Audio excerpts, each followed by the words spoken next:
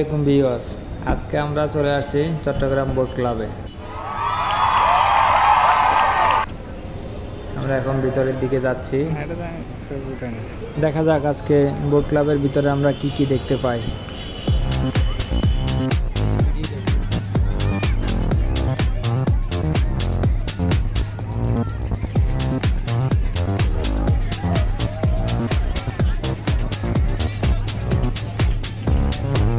ভিতরে অনেক মানুষ, অনেক খেলনা জাতীয় জিনিস আছে যেখানে বাচ্চারা খেলতেছে এবং কি সবাই আনন্দ উপভোগ করতেছে।